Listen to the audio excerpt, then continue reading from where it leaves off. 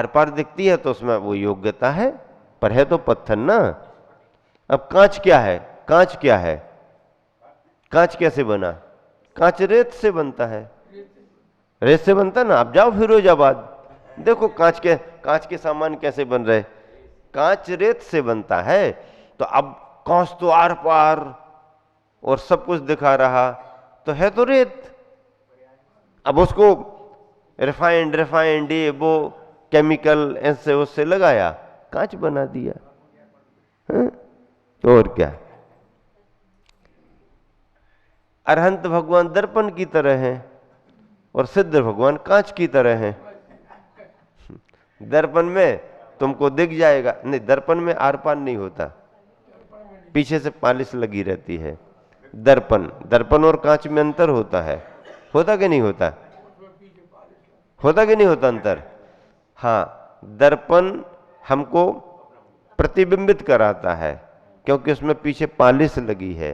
दर्पण को अलग तरीके से तैयार किया जाता है, लेकिन कांच भी उसी तरीके से तैयार होता है, लेकिन कांच पारदर्शी होता है, दर्पण पारदर्शी नहीं होता है। हाँ, देखने वाले का दर्शी होता है और कांच जो होता है पारदर्शी होता है, आर पार दिख जाता है। तो सिद्ध भगवान आर पार कुछ भी नहीं, अनंत भगवान पकड़ में आ सकते हैं। कांच भी आजकल अलग अलग तरीके के बनने लगे हैं। हाँ, अंदर वाले को दिखेगा बाहर का, बाहर वाले को अंदर का। तो कांच नहीं रहता, उस पर पॉलिश या केमिकल वैसे रहते हैं। कांच तो कांच है, उस पर केमिकल उस प्रोसेस से उसको तैयार किया, अंदर वाला बाहर देखेगा, बाहर वाला अंदर नहीं देख पाएगा। कई कांच ऐसे होते हैं दुबले आदमी को मोटा दिखा दें, मोटे ताजे को दुबला सा दिखा दें, छोटे को लंबा लंबा दिखा दें। आप 5 के हो, 7, 8, 10 फीट के दिख जाओ, किसी को कुछ किसी को कुछ। अब वो उस तरीके से वो सेटिंग कर देते हैं, कांच में होता है। तो ये है, कांच और दर्पण में अंतर है ये सभी पृथ्वी काय के, पृथ्वी काय से ही बने हुए हैं, पत्थरों से, मिट्टियों से, रेत से बने हुए हैं सब। अब नाराज संघनन, जिस कर्म के उदय से सामान्य वेष्टन और कीली सहित हार्ड होते हैं, उसे नाराज संघनन कहते हैं। जिस कर्म के उदय से सामान्य वेष्टन, पहले वज्र के वेष्टन को मना कर दिया, अब केवल नाराज और संघनन बचा। पहले क्या था? वज्र नाराज संघनन था, मतलब वज्र नाराज में और संघनन में, दोनों में वज्रपना था। अब इसमें वज्रपना नहीं है, नाराज है और संघनन, हड्डियां और कीलियां। क्या? जिस कर्म के उदय से वेष्टन और कीली सामान्य होते हैं, हड्डियों में कीली वज्र की नहीं, वेष्टन तो वज्र का पहले ही निकल गया था, तो वेष्टन तो है ही नहीं, सामान्य से रहेगा, कीली सामान्य रहेगी और हड्डियां भी सामान्य रहेगी। वज्र यहां पर खत्म हो गया। 2 संघनन में ही वज्र का संबंध है। वज्र वृषभ नाराज संघनन 1, वज्र नाराज संघनन 2, वज्र यहीं तक। अब वज्र खत्म हो गया, अब सामान्य हड्डियां और उनमें सामान्य कीलियां, ये नाराज संघनन। अर्ध नाराज संघनन, जिस कर्म के उदय से हड्डियों की संधियां अर्ध कीलित होती हैं। जहां पर हड्डियों का जोड़ है वहां पर स्क्रू कील यदि लगाए गए तो पूरे नहीं है, आधे ही लगे हैं वो। हाँ, अर्थात पूर्ण मजबूती नहीं आएगी उस कील से, आधी मजबूती आएगी, इसलिए अर्ध लगा दिया। नाराज यानी कीलें आधी और हड्डियां सामान्य। अब कीलित संघनन, जिस कर्म के उदय से हड्डियां परस्पर कीलें तो होती हैं, उसे कीलित संघनन कहते हैं। अब यहां पर अतिरिक्त कीलों का काम खत्म, आदि कील थी, अब वो आदि कील भी खत्म। अब जहां जहां से जोड़ हैं वहां वहां केवल रखे हैं बस। जैसे लकड़ी पर लकड़ी आपने रखी, अब उसमें खिसकने की गुंजाइश बहुत रहती है, तो क्या करते, लकड़ी पर लकड़ी रख के कील लगा दो ताकि वो वहीं पर स्थिर रहे, तो स्थिर तो बनेगी। अब यदि आधी कील लगाई तो कभी भी खिसकने की संभावना बनेगी, और अब कील ही नहीं है, लकड़ी पर अकेली लकड़ी जमी हुई रखी है, तो वजन ज्यादा रहेगा ऊपर से तो वो हिलेगी डुलेगी नहीं, और वजन थोड़ा कम हुआ तो वो यहां वहां हो सकती है। तो ये जिस कर्म के उदय से हड्डियां परस्पर कीलित होती, यानी हड्डियों से हड्डियों का जुड़ाव जितना हो गया, बस कील वील की व्यवस्था खत्म हो गई, उसे कीलित संघनन कहते हैं। असंप्राप्ता श्री पाटिका संघनन, जिस कर्म के उदय से जुदी जुदी हड्डियां यानी भिन्न भिन्न हड्डियां नसों से बंधी होती हैं, बस नसों से ही बंधी हैं, परस्पर में कीलित नहीं होती, उसे असंप्राप्ता श्री पाटिका संघनन कहते हैं। ये 6 संघनन, हड्डियों की मजबूती, मजबूत हड्डियां होंगी तो सहन करेगा व्यक्ति। हड्डियों की मजबूती में मन को भी यदि बनाएगा तो सहन कर पाएगा, और मन यदि नहीं बना पा रहा तो हड्डियों की मजबूती कुछ नहीं कर सकती है। सुकमाल स्वामी थे, अब इतने सुकुमार हो गए कि अपन सोच भी नहीं पाते कि इतने सुकुमार कैसे हो गए हैं, बताओ। इतने सुकुमार, सूरज की रोशनी उनको देखने में सहन नहीं होती, आंखों से आंसू आ जाते। हाँ, गौशाला में गिर गाय की गैया के घी से कोई आरती उतारे तो भी आंखों को ज्योति सहन नहीं हो रही। गिर गाय अच्छी वाली गैया, अच्छी नस्ल का है, उससे भी यदि कोई करे हमको सहन नहीं होता। रत्नों के प्रकाश में रहते थे, बाहर निकलने का कोई काम नहीं।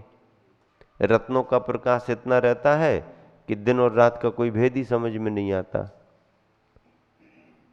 भोजन पानी भी हमारे तुम्हारे समान थोड़ी होता था।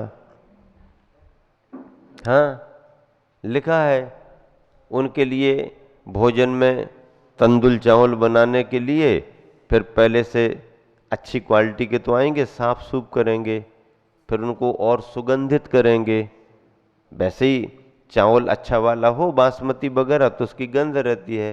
अब उस गंध को और बढ़ाना है तो कमल पत्रों में पहले दिन से उसको भिगो के रखेंगे ताकि उसकी गंध उसमें आ जाए, फिर बनाएंगे, फिर वो खाएंगे। और कैसे थोड़ी है सुकुमार, तीर्थंकर नहीं थे, चक्रवर्ती नहीं थे, कामदेव नहीं थे, लेकिन पुण्य का प्रबल उदय ऐसा था कि जैसे चक्रवर्ती तीर्थंकर की सुकुमारता नहीं बताई, वैसी उनकी बताई। सरसों के दाने चुभ रहे हैं, जबकि सरसों की ढेरी बच्चों को मिल जाए तो है डनलप का गद्दा फेल हो जाए, हाँ, वो भी चुभ रहा। अब जूतियां रानियों ने पहनते पहनते, ठीक है, अब रोज रोज थोड़ी पहन पड़ी थी, कोई चील ऊपर से निकली, लाल रंग देख के तो मांस का टुकड़ा होगा, आई झपटी, घबरा के भागी, उड़ी उड़ी, लेकिन घबराहट में मुंह से वो जूती छूट गई तो राजा के आंगन में गिरी। आंगन में गिरी तो नौकर चाकर जो भी आ रहे जा रहे थे उनको लगा कोई महारानी की जूती बाहर आ गई होगी, उठा के अंदर भिजवा दो।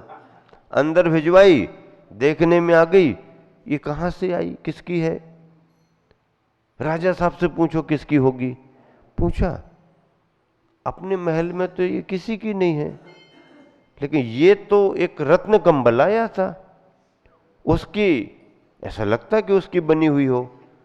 रत्न कंबल, जिसको मैं खरीदना चाह रहा था मैं नहीं खरीद पाया, और जूती बनी, नगर में पता करो कहां पर ये हुआ।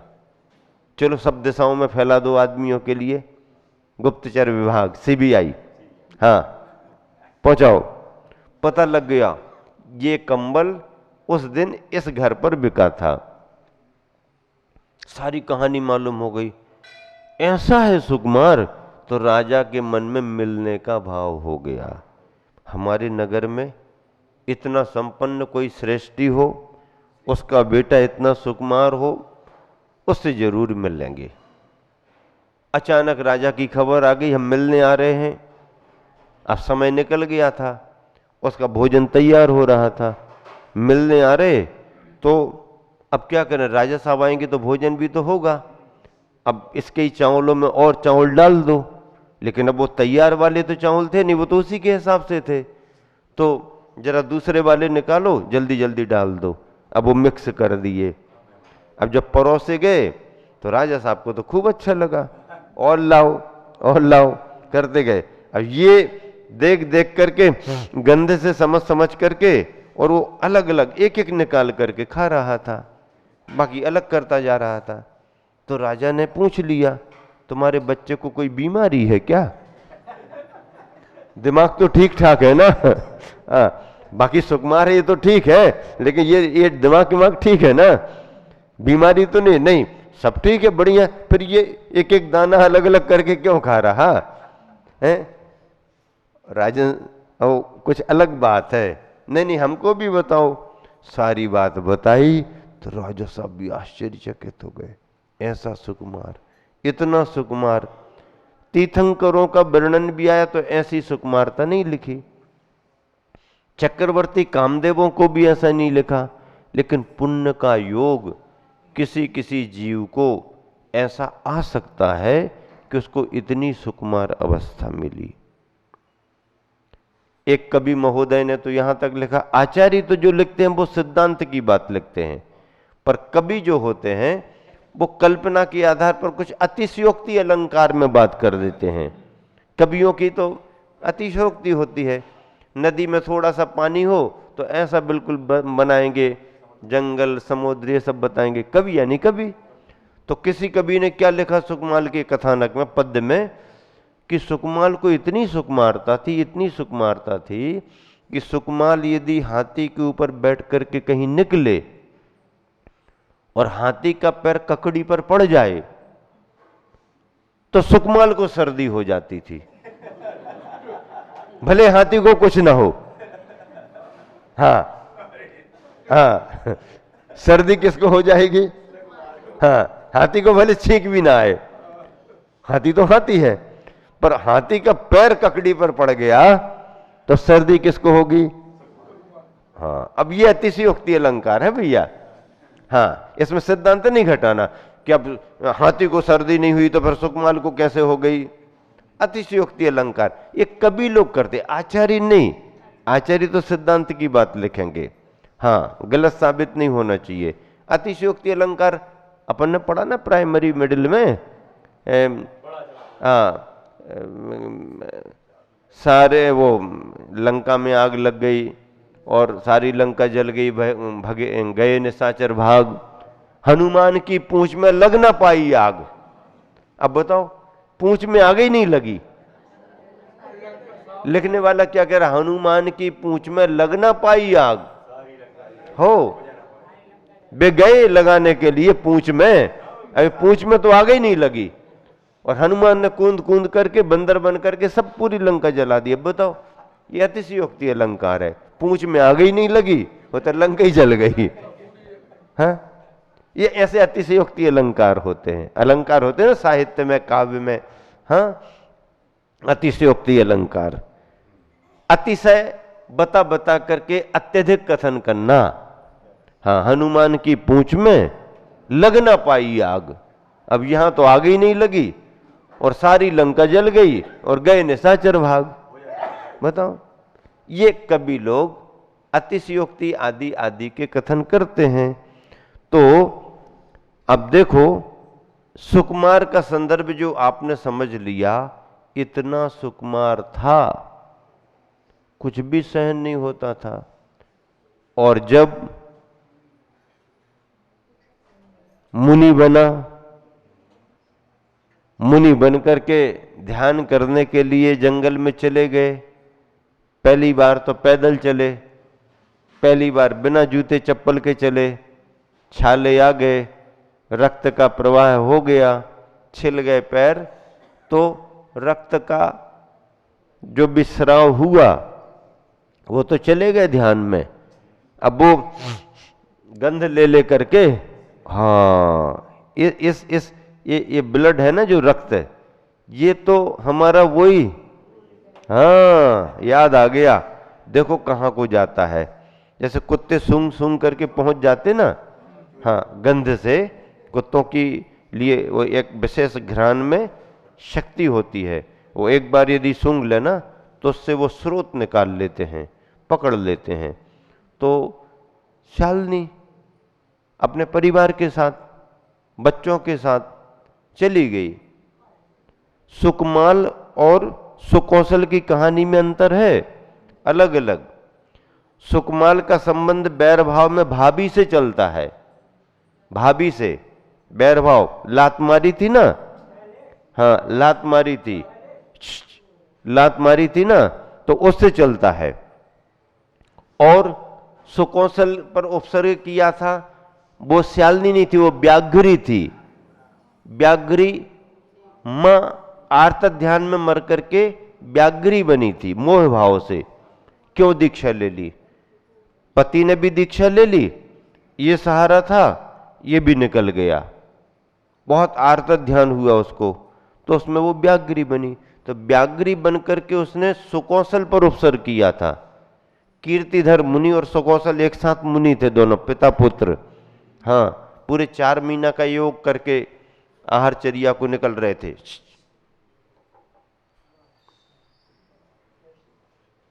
हाँ तो 4 महीने का वो योग धारण करके निकल रहे थे, और व्याघ्री ने फिर सुकौशल पर उपसर्ग किया था।